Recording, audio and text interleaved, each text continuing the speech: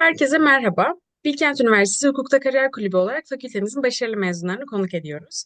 Öğrencilerimize farklı kariyer yollarını tanıtmak ve ilham vermek için oluşturduğumuz yeni video serimizde bugün konuğumuz 2015 yılı mezunumuz Deniz Baytömür Köksal. Deniz Hanım'ı daha yakından tanımak için sorularımızla başlayalım. Deniz Hanım merhaba, tekrar hoş geldiniz. Başlarken kısaca kendinizi tanıtabilir misiniz? Tabii. Ben öncelikle size teşekkür ederek başlamak istiyorum. Böyle güzel bir girişimde bulunduğumuz için bu videoların öğrenciler için çok faydalı olduğunu düşünüyorum. Henüz kariyer yolunun başında olan, farklı hukuk kariyerinde farklı neler yapılabilir, hangi alanlarda çalışabilir gibi sorularla bocalayan arkadaşlar için bu video serileri çok faydalı olduğunu düşünüyorum. O yüzden bu girişiminiz için size teşekkür ediyorum. Ayrıca bizi dinleyenlerden de özür diliyorum sesim için. Biraz hasta olmam sebebiyle. E, Kendimi tanıtarak tabii başlayayım. Sizin de belirttiğiniz gibi 2015 yılında Bilkent Üniversitesi Hukuk Fakültesinden mezun oldum. Şu anda Eskişehir Anadolu Üniversitesi'nde Bilişim ve Teknoloji Hukuku Anabilim dalında doktora öğretim üyesi olarak görev yapıyorum. Onun dışında isterseniz beni tanıtan sorulara sizin sorularınız üzerinden ilerleyebiliriz. Hikayeyi biraz geriden alalım. Bilkent'te hukuk okumaya nasıl karar verdiniz? Sonrasında baktığınızda Bilkent'in size nasıl katkıları oldu? Yine bu dönemde Tilburg ve Erasmus'a gittiğinizi görüyorum. İktisat yan dalı yaptığınızı da görüyorum. Nasıl bir lisans dönemi geçirdiniz ve Bilkent hakkında neler söylersiniz? Tabii, Bilkent okumaya nasıl karar verdiğimle başlayayım. Aslında Bilkent okumaya karar vermem, kendi adıma, kendimde duyduğum en gurur verici kararlardan biri. Bunun birçok boyutu var. Şöyle, ben Bilkent Üniversitesi'ni 2010 yılında, tam burslu olarak kazandım. O tam burslu olarak kazandığım için, hani, diğer hukuk fakültelerini de Türkiye'deki diğer hukuk fakültelerini de kazanabilecek, oraları da tercih edebilecekken kendi isteğimle, tamamen kendi isteğimle Bilkent Hukuk'u tercih ettim. Yani hiç ailemin ya da başka birilerinin bir yönlendirmesi olmadı. Bu da hani biraz şeyden uzaklaşıp kişinin kendi isteğiyle kariyerine dair verdiği kararların öneminden biraz bahsetmek istiyorum. Ben bunu çok değerli buluyorum şahsen. Kişinin kariyerine dair kararları kendisinin alması, tercihlerini kendisinin yapmasının çok değerli olduğunu düşünüyorum. Ve bunun kişinin motivasyonu üzerinde ve başarılı olması üzerinde de çok büyük etkileri olduğunu düşünüyorum. Çünkü ne kadar çok kararları siz kendi inisiyatifinizle verirseniz o kadar çok hem pişmanlığınız daha az olur. Çünkü o sizin bilişsel süreçlerinizden geçerek aldığınız bir karardır. Kendinizi tanıyarak tamamen kendi hislerinizle aldığınız bir karardır. Hem de eğer bir pişmanlığınız olsa bile bunun yaşattığı yıkıcı etki bence daha az oluyor. Çünkü bilirsiniz ki o kararı kendi isteğinizle verdiniz, kendiniz aldınız. O nedenle onun olumsuz sonuçlarına da kendiniz katlanabilme, onu telafi edebilme gücünüzün daha fazla olduğunu düşünüyorum. Ve naçizane benim fikrim bu şekilde. Bilkent'te okumaya karar vermem de aynen bu şekilde oldu. Yani kendim Bilkent'i istedim. Tabii ki bunu isterken, bu tercihi yaparken hocalar çok akademik olarak çok yetkin. Baktım işte ne kadar iyi falan gibi şeyler tabii ki çok fazla olmadı. Yani o dönemde zaten işte 2010, 2009, 2010'dan bahsediyorum. İnternet kullanımı, işte web siteleri falan şimdiki kadar böyle derinlikte değildi. Hocaların CV'lerine falan erişim o kadar çok değildi ki o dönemde işte 17-18 yaşındaki benim fikirsel olgunluğum da o kadar yüksek değildi yani hani onu araştıracak kadar. Ama şunu biliyordum. Bilkent Üniversitesi'nin mezunlarının kariyerlerini güzel ve kendilerine yani kendi tercihleriyle yapabildikleri kariyer alanlarında ilerlediklerini görüyordum. Çünkü neden? Bakıyorum Bilkent Üniversitesi mezunları çok farklı yerlerde çalışıyorlar. Standart örnek veriyorum hukuk fakültesi mezunlarının tamamı avukat ya da tamamı hakim savcı falan gibi bir standart kariyer yolunda değil de çok farklı hukukun çok farklı alanlarında çalışabiliyorlar. Sadece hukukçulara özgü olarak görülen mesleklerin yanı sıra farklı dallarda da çalışabiliyorlar gibi. Hani bunları gözlemledikten sonra o dönemki tabii ki yetkinliğimle bunları sınırlı da olsa gözlemlediğim için ve Bilkent'in köklü mirasını, eğitime verdiği önemi bildiğim için ayrıca da sadece üniversite tabii ki sadece ders, hukuk, kitaplardan ziyade kişinin kendini sosyal olarak, kültürel olarak geliştirebildiği farklı düşünsel alanlarla tanışabildiği, farklı fikirleri çarpıştırabildiği bir alan, bir yer olduğu için Bilkent'in de öyle bir yer olduğunu, özgür düşünceye önem veren, onu destekleyen bir yer olduğunu bildiğim için tüm bu tüm bu faktörler aslında Bilkent'i seçmemde etkili oldu diye düşünüyorum. Ya tabii ki yani 17 yaşında bu kadar böyle çok bilinçli ve her şeyi çok boyutlu düşünerek karar verdim söylemem ama bunların beni arkalarda bir yerde etkilediğini biliyorum. Yani Bilkent'i çok isteyerek seçtim ve bu tamamen dediğim gibi kendi tercihimdi. Hiç de pişman olmadım. Hep de gurur duydum bundan.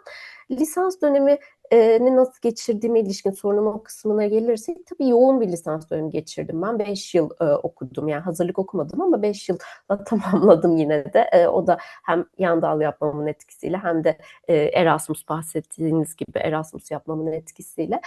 Tabii iktisat yan dalı yapmak benim için hayatımdaki dönüm noktalarından biri oldu. Hem beni hukuk fakültesinde okurken yani hukuk eğitimi alırken çok farklı bir alanda, çok farklı bir düşünce sistematiğiyle düşünebilme, o şekilde zihnini çalıştırabilme, mantığını o şekilde kurabilme yetkinliği verdi. Daha üst perdeden bakıyorum. Ama daha spesifik olarak bakarsam İktisat Fakültesi'nin çok kıymetli hocalarıyla tanışabilme imkanını elde ettim. Yani Bilkent İktisat Fakültesi'ndeki hocalar alanlarında uluslararası olarak tanınmış, çok yetkin ve her birinden çok fazla şey öğrenebileceğiniz, kendi alanında çok donanımlı, çok yetkin insanlar. Onlarla tanışabilme, onlardan ders alabilme imkanını elde etmek gerçekten benim için paha biçilemez bir fırsattı. Ee, Tabii bu çok kolay bir şey değildi. Çünkü Bilkent'in iktisat eğitimi belki duymuşsunuzdur. Gerçekten çok yoğun, çok ağır bir iktisat eğitimi. Yani tamamen iktisatı öğretmeye, hak ederek öğretmeye yönelik bir eğitim. O yüzden çok kolay değildi bunu yapmak. Ama hani yine de başardığımı düşünüyorum ki zaten sonrasında da işte iktisat alanında yüksek lisans da yaptım. Beni ona da teşvik etti bu yan dal eğitimim. İktisat alanında yüksek lisans yapmak da gerçekten sizin bir şimdi akademisyen kimliğiyle konuşuyorum. Hukuku analiz eden biri olarak işte hukuk analizi yapan biri olarak çok farklı bir bakış açısı kazanmanızı sağlıyor. Analitik düşünebilmenize yardımcı oluyor. Tabii ki hukukun iktisatla temas ettiği noktalar çok fazla. Zaten öyle bir dal da var işte hukuk ve iktisat ya da hukukun iktisadi analizi olarak. Sizin o şekilde beyninizin o şekilde çalışabilmesi, o şekilde düşünebilmenizi sağlıyor.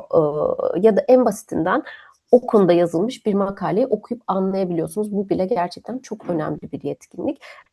Yüksek lisans yapmak da bana tabii bunlar sadece bahsettiğim tek boyutlu faydaları. Onun dışında da birçok faydası oldu tabii ki. Ama o da tabii çok kolay bir yol değildi yani iktisat alanında yüksek lisans yapmak.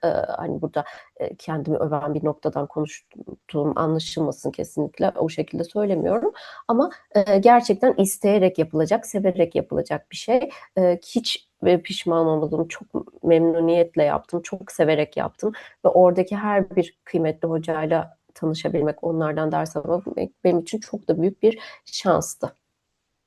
Bilkent'te iktisat yüksek lisansı yaptığınızdan da bahsettiniz. Yöneleceğiniz alana karar verirken etkili olduğunu anlıyorum. Evet. Ardından Hacı Bayram Veli Üniversitesi'nde ticaret hukuku yüksek lisansı ve özel hukuk doktorasını tamamladınız. Ticaret hukukunda doktora yapma tecrübenizden ve bu süreçteki çalışmalarınızdan da bahsedebilir misiniz? Tabii bahsedeyim kısaca.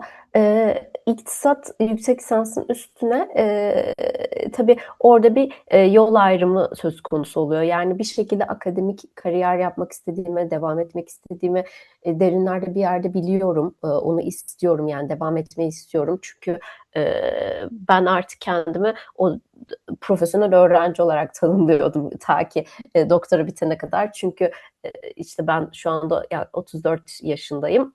6-7 yaşından beri bilfiil eğitim alıyorum. Çok uzun bir süre, hayatımın çok uzun bir süresi yani. O nedenle böyle bir profesyonel öğrenciliğe dönmüş durumdaydı. Hani şeyi biliyordum yani ben bunu devam ettirmek istiyorum. Yüksek lisans doktora sonuna kadar gitmek istiyorum diye. Ama bunu hangi alanda yapmalıyım? Hukuk mu, iktisat mı? Orada hukuka yönelmeyi daha kendime daha tercih edilebilir buldum. Yani onu kendim için tercih ettim. Ve zaten o sırada çalışıyordum. Türkiye'de çalışıyordum. Merkez Bankası'nda çalışıyordum. Oradan da zaten bahsederiz. O nedenle Türkiye'de bir yüksek lisans doktora yapacaktım. Onu da o dönemki adı işte Gazi, daha sonra Hacı Bayram Veli Üniversitesi'ne tercih ettim.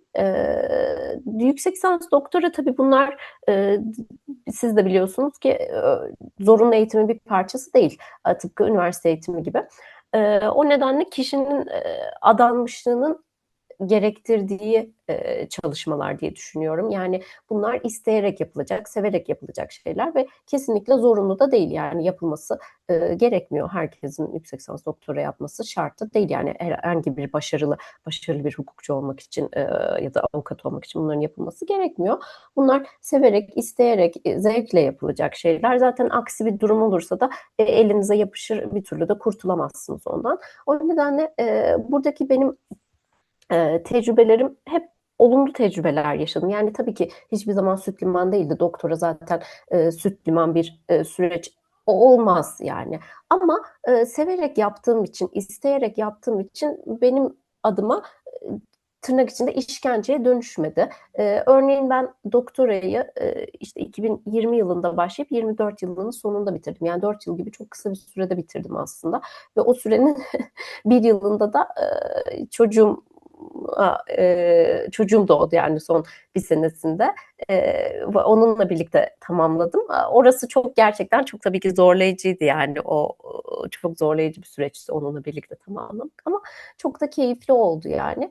Buradaki çalışmalarım da orada doktora yaparken makale de yazdım, yayımlandı da.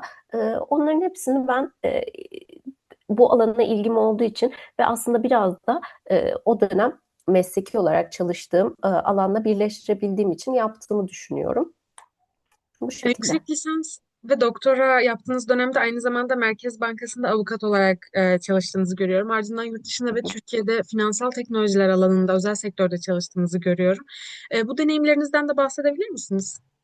Evet, tabii severek bahsederim. Ben aslında bu açıdan biraz mezuniyete yakın ya da kariyer planı olan arkadaşlar için, müstakbel meslektaşlarım için bir e, tırnak içerisinde deneme tahtası olarak görüyorum kendimi. Çünkü gerçekten e, şu anda hukukun birçok alanında çalışma imkanı elde ettim. Yani Türkiye'de özel sektör, Türkiye'de kamu ve yurt dışında özel sektörde çalıştım. Bunların üç aşağı beş yukarı kişinin kişiye neler sunabileceğini ve kişiyi hangi zorluklarla sınayabileceğini aslında biraz o konuda bilgi verebilirim. Tabii buradaki çalışmalarım çoğu finansal teknoloji alanına yoğunlaşmıştı. Bu da benim akademik olarak çalışmalarımı da etkiledi ama şöyle anlatayım. Ben bahsettiğiniz gibi Merkez Bankası'nda Türkiye'deki çalışma hayatım öyle başladı. Merkez Bankası'nda çalışarak başladım. 4 sene çalıştım Merkez Bankası'nda avukat olarak. Gerçekten yetkin bir hukukçunun Türkiye'de çalışacağı güzel, nadide kurumlar arasında olduğunu düşünüyorum. Ben çok keyif alarak çalıştım orada. Çünkü hem çalışma arkadaşlarınızın yetkinliği hem de yaptığınız işin niteliği açısından tatmin veren, kişiye mesleki tatmin sağlayan bir kurum olduğunu, bir çalışma alanı olduğunu düşünüyorum. Bu alanı, bu kurum düşünen arkadaşlara da tavsiye ederim tabii ki. Oradayken ben biraz hem ilgim sebebiyle hem de biraz da tesadüfen finansal teknolojiler, işte ödeme sistemleri, ödeme hizmetleri gibi alanlarda çalışma imkanı, orada uzmanlaşma imkanı elde ettim. O da benim ilerideki hem e, akademik hayatımı hem de özel sektördeki çalışmalarımı da çok şekillendirdi. Daha sonra yurt dışında bahsettiğiniz gibi yurt dışında Almanya'da çalışma fırsatı buldum. Uluslararası bir şirkette hukuk departmanında hukuk müşaviri olarak finansal teknoloji alanında yine çalışma fırsatı buldum.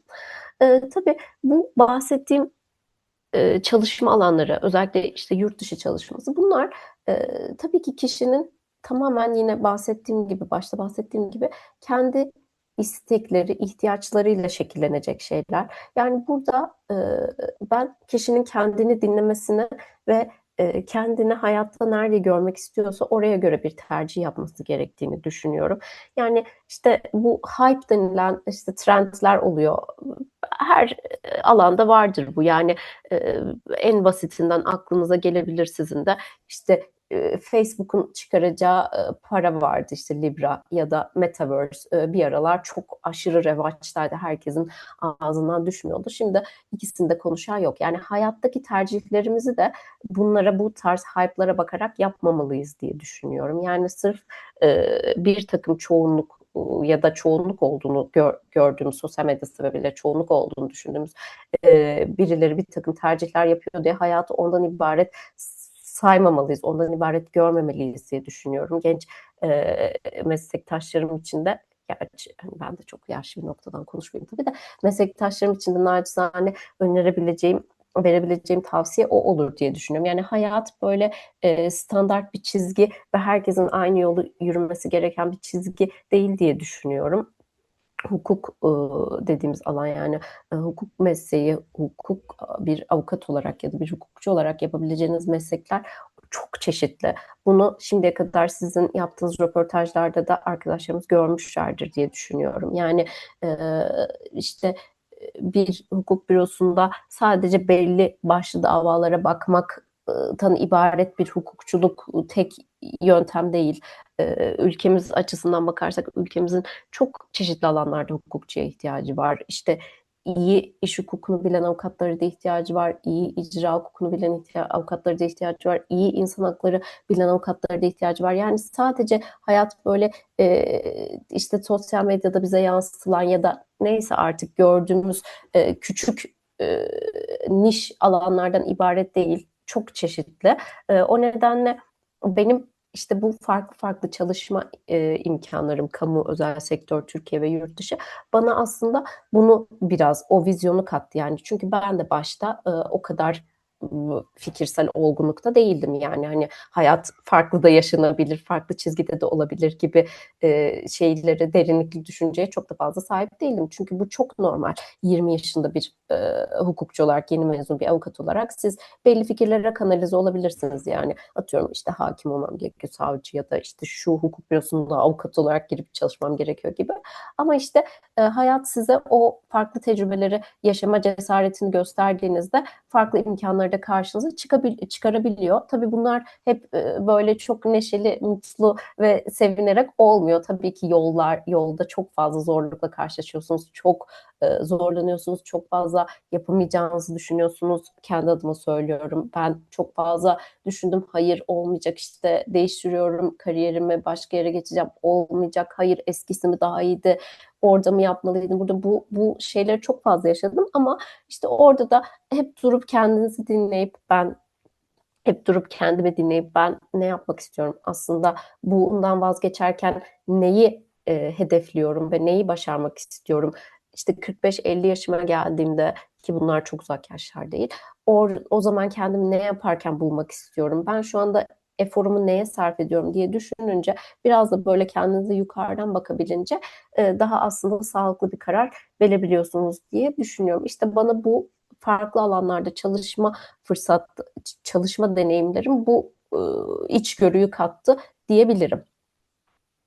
Önceki sorumuzla bağlantılı olarak aynı zamanda Bilkent Hukuk Fakültesi'nde Fintech dersini vermektesiniz. İlgisi olan izleyicilerimiz için finansal teknolojiler hukukundan da bahsedebilir misiniz biraz? Tabii ki severek bahsederim.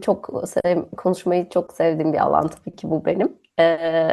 Şimdi öncelikle bu finansal teknoloji hukuk, yani Fintech Law dersini Bilkent'te bu dönem vermekteyim. Daha doğrusu işte bir röportaj yaptığımız tarih itibariyle tabii dersler sonlandı. Bu Fintech Law dersi aslında Türkiye'de neredeyse böyle bir iki hukuk fakültesinde yeni yeni açılan bir ders. Hele ki lisans döneminde çok da yaygın olmayan bir ders. Ama uluslararası örneklere baktığımızda aslında öyle değil. Giderek yaygınlaşıyor bu dersin. İşte Almanya'da, İngiltere'de birçok hukuk fakültesinde lisans döneminde tabii ki seçmeli ders olarak verildiğini görüyoruz. Çünkü aslında ödeme hizmetleri, ödeme sistemleri dediğimiz alan hepimizin her gün, neredeyse her gün ama günlerimizin %95'inde bir şekilde dahil olduğumuz bir alan. Siz her elinize kredi kartını alıp bir işlem yaptığınızda ya da elinize kredi kartınızı almadan girdiğiniz bir e-ticaret mağazasında kayıtlı kartınızla bir harcama yaptığınızda, bir para gönderdiğinizde vesaire, artık ki geldiğimiz dünyada fon aktarımı olmasa da finansal verinin aktarımının söz konusu olduğu her durumda siz aslında finansal teknolojilere dahil, o alana dahil bir zincirin bir parçası oluyorsunuz. Ve bunun da hukuken aslında çok öğrenmeye çok değer ve eğlenceli yanları var, boyutları var. Ben de derste öğrencilere bunlardan bahsetmeye çalıştım. Bu sadece ödeme sistemleriyle sınırlı değil tabii ki. 15 seneden beridir hayatımızda olan, hatta daha uzun, işte 2008'den beridir hayatımızda olan kripto varlıklar. Onun dışında sermaye piyasalarında dijitalleşme gibi aslında finansal teknolojiler şu anda dijitalleşmenin olduğu ve finansla, parayla temas eden her alanda finansal teknolojilerden bahsetmek mümkün. Ben de bunun hukuki boyutlarını e, biraz aktarmaya çalışıyorum derslerde. Bunu da böyle biraz geniş bir yelpazeden yapmaya çalışıyorum ki herkes kendi ilgilenebileceği bir alan bulsun, onu orayla ilgili bir düşünsel bir şey ortaya koysun diye. Gerçekten çok keyifli bir dönem geçirdik. Bu dönem ders alan arkadaşlarımızla sunumlar olsun, ödevler olsun. Yani gerçekten benim hayal edebileceğimin de ötesinde o yetkinlikte çalışmalar geldi. Onlara da bir kere daha çok teşekkür ediyorum. O nedenle eğer önümüzdeki dönemlerde de dersimiz devam ederse almalarını tavsiye ederim. Yakın zamanda Anadolu Üniversitesi Hukuk Fakültesi Bilişim ve Teknoloji Hukuku kürsüsünde doktor öğretim üyesi olarak çalışmaya başladığınızı biliyorum. Akademik kariyer yapmak isteyen öğrencilere tavsiyeleriniz olur mu? Yani tabii bence ben akademik kariyer yapmak isteyen öğrencilere tavsiye verebilecek en iyi adaylardan biri olduğumu düşünmüyorum. Çünkü ben bu yolun zor patikasını tercih ettim diyebilirim. Bunun daha düz, daha az yorucu patikalarından geçen ve e, çok daha akademik olarak çok daha başarılı olarak bence nitelendirebileceğimiz meslektaşlarımla zaten röportajlar yaptınız. Bence onlar benden çok daha iyi akademik kariyer tavsiyeleri verebilirler. Ama ben naçizane biraz kendi tecrübelerimden bahsedebilirim. Belki o canlandırabilir bir şeyler. Bence benim örneğimde aslında akademik kariyerin standart bir şekilde ilerlemeyebileceği, farklı bir şekilde de akademik kariyer yolunun yapılabileceği örneğini belki teşkil edebilirim diye düşünüyorum naçizane. Çünkü ben akademiye standart akademik kariyer yolunu tercih ederek girmedim. Aslında akademik olarak akademik title'ları aldığım dönemlerde hep bir şekilde ya özel sektörde ya kamuda çalışıyor idim. İşte yüksek lisans yaparken kamuda çalışıyordum. Özel sektör, özür dilerim, doktora yaparken bir kısmında yurt dışında çalışıyordum, bir kısmında Türkiye'de özel sektörde çalışıyordum vesaire derken aslında hep akademik kariyeri yaparken bir şekilde sektörle de bağımı koparmadım. Bu belki her akademik alanda bu özel sektörle ya da sektörle bağ bu kadar kıymetli olmayabilir tabii ki. Yani atıyorum siz bir Rum hukukçusuysanız ya da işte farklı bir hukukun farklı bir alanında akademik kariyer yapıyorsanız sektörle olan bağınız çok anlamlı olmayabilir. Sizin için çok faydalı da olmayabilir. Ama benim çalıştığım alanda, bilişim teknoloji alanında aslında ben sektörle olan bağın çok önemli olduğunu gördüm. Çünkü bilişim teknoloji aslında gün be gün şekillenen ve her gün değişen bir alan. Ve o alanı her gün değiştiren şey de aslında hukuki gelişmeler değil de teknolojik gelişmeler. Yani oradaki sektördeki gelişmeler o alanı şekillendiriyor. Hukuk da bunu takip ediyor aslında. Siz sektörün içinde olduğunuzda, oradaki gelişmeleri bildiğinizde ya da sektörün ihtiyaçlarını, oradaki sorunları gördüğünüzde siz de bunu kendi çalışmalarınıza aslında doğrudan aktarabiliyorsanız, çalışmalarınızı aktarmanın da öncesinde aslında hukuki sorunu kavrayacak teknik bilgiyi biraz sahip olabiliyorsunuz. Tabii ki bir mühendis kadar ben oradaki şeyleri, problemleri ya da dinamikleri anlayamıyorum. Ama en azından bir hukukçu olarak hukuki sorunu tespit etmem gerektiği için ya da hukuki gelişim alanını tespit etmem gerektiği için ben oradaki teknolojik meseleyi anlayıp biraz da olsa kavrayıp onun üzerine hukuk katıp hukuk sosuyla onu verebiliyorum. Burada da aslında sektördeki çalışmam da bana bunu sağladı. Bir örnek üzerinden ben bahsedeyim. Ben son olarak Turkcell'in ödeme kuruluşu olan Turkcell Ödeme Hizmetleri ve Elektronik Para Anonim Şirketi'nde çalışıyordum. Akademiye geçmeden önce orada çalışıyordum hukuk biriminde.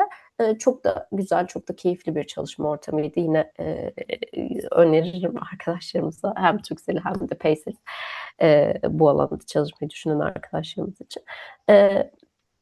Orada çalışırken tabii ki şimdi ödeme hizmetleri, ödeme sistemleri alanında çalışıyoruz. İşte mevzuat var. Mevzuatta bir takım değişiklikler oluyor ya da değişiklikler konuşuluyor. Şimdi ben daha önceden o masanın kamu tarafında oturuyordum. Yani o değişikliği yapan regülatör tarafında oturuyordum. Regülatör tarafında otururken siz aslında sektörde ne problem var?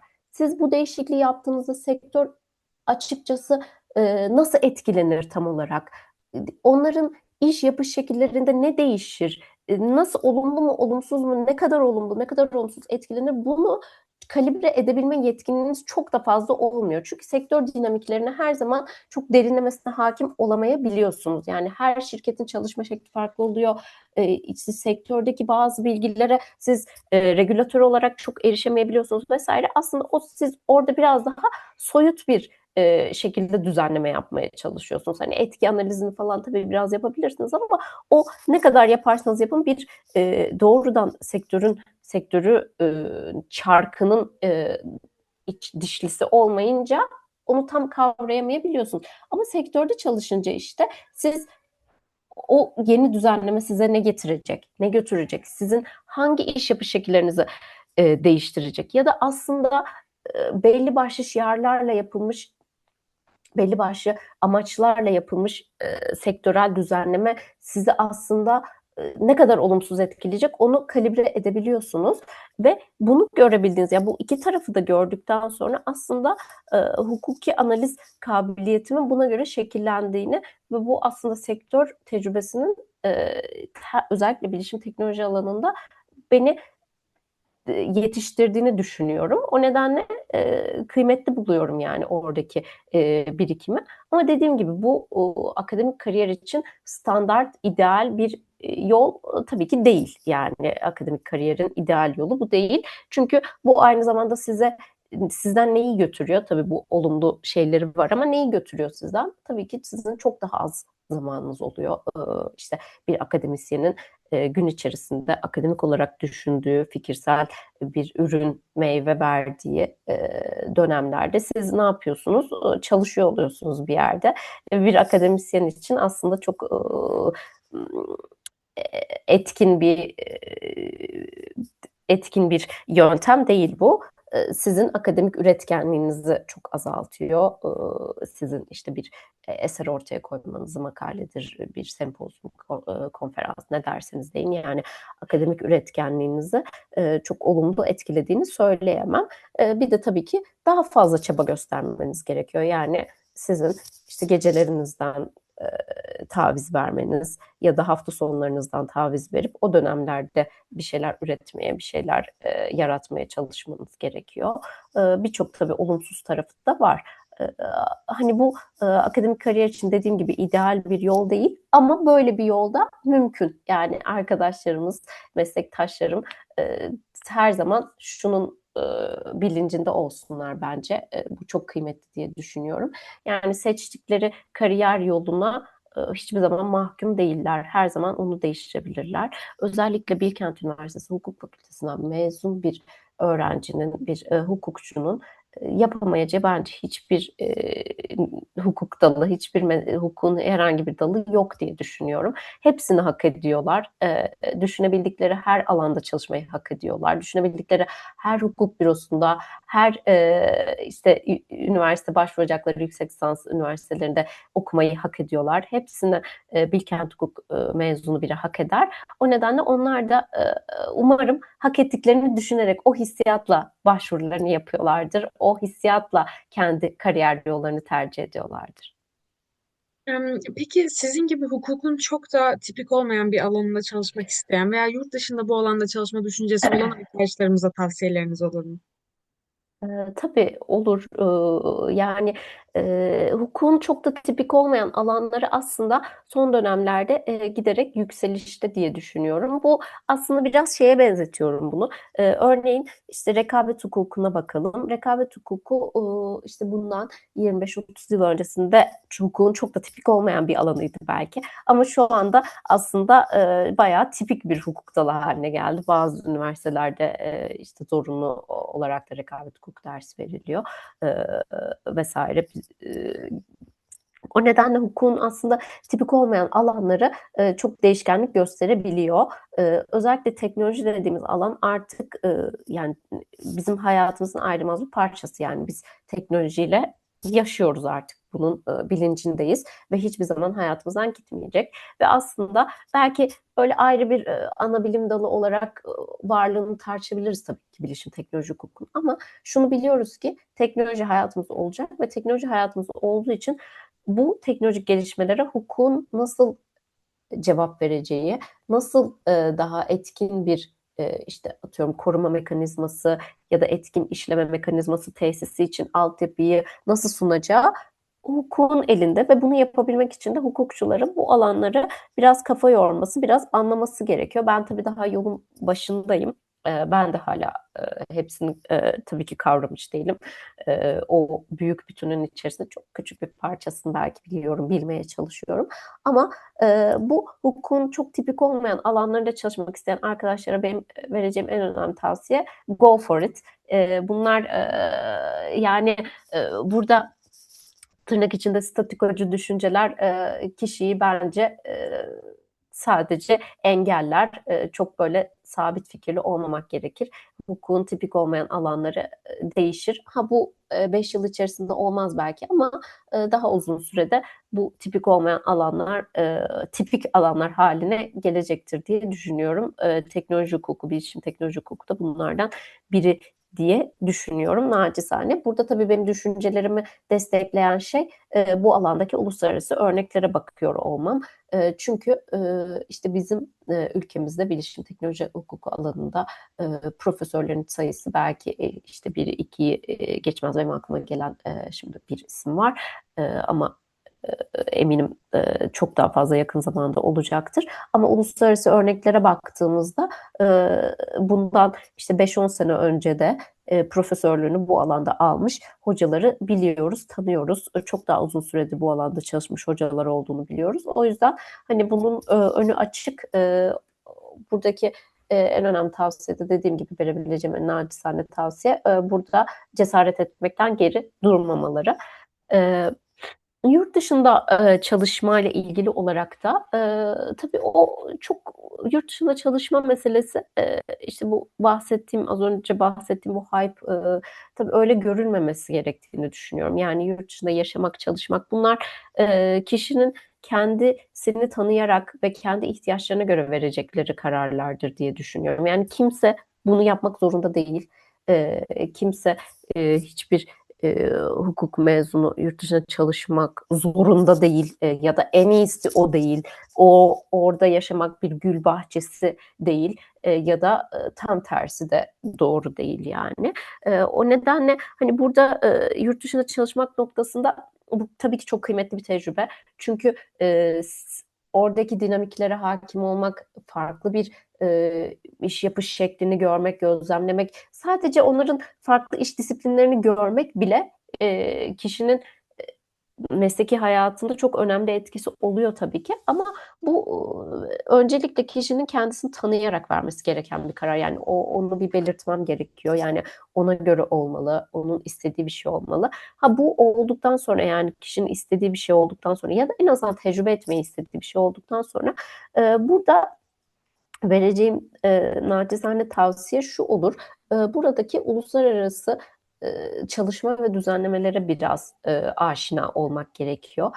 Ben kendi tecrübeme çok basit olarak o dönemde işte mülakat tabii bir mülakatla işe giriyorsunuz siz bir uluslararası şirkette ve mülakatta bana sorulan sorular tamamen Avrupa Birliği düzenlemelerine ilişkindi.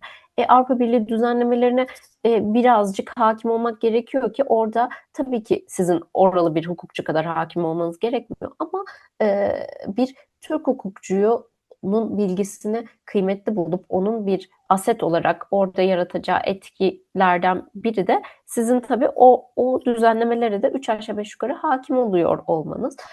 O nedenle hani buradaki uluslararası hukuk bilgisini geliştirmek, derinleştirmek önemli. Hani bu tabii ki bir master programı yoluyla da olabilir. Yani artık onun standart bir şeyi yok. Yöntemi yok. Yani ben mesela hiçbir yurt dışında master yapmamıştım orada çalışmadan önce. Hani o bir must değil. Ama tabii ki onlar çok daha kolaylaştırıcı yöntemler olabiliyor. Sadece oradaki yine tavsiyem de şu olabilir. E, Orada da tek bir yöntem yok. Yani siz tamamen Türkiye'de okumuş, çalışmış biri olarak da yurt dışında kendinizi çalışırken bulabilirsiniz. Yeter ki siz isteyin ve o başvuracağınız mesela çalışacağınız iş, başvuracağınız iş orada böyle güzel bir tanıtım, description şeyleri olur. Kendinizi o description'a oturtacak şekilde geliştirebilin. Çok teşekkür ederiz Deniz Hanım. Gerçekten çok güzel bir röportaj oldu. Benim adıma da pek çok röportaj gerçekleştiriyorum. Sizin bugün bahsettiğimiz kariyer yolunuz gerçekten çok çeşitli ve çok önemli bir örnek teşkil ediyor bence bizim projemiz itibariyle de. Hem özel sektörde, hem akademide, hem yurt içinde, hem yurt dışında pek çok hem de özellikle bu kadar hayatımızın içine artık entegre olmuş finansal teknolojiler alanı gibi bir alanda bütün bunları yapmanız, bizle paylaşmanız, tavsiyeleriniz, deneyimleriniz hepsi çok çok kıymetliydi. Umarım genç arkadaşlarımıza ilham olmuşuzdur diyelim. Çok Ee, teşekkür ederim. O zaman herkese görüşmek üzere. Teşekkür ederim bu röportaj için. Görüşmek üzere.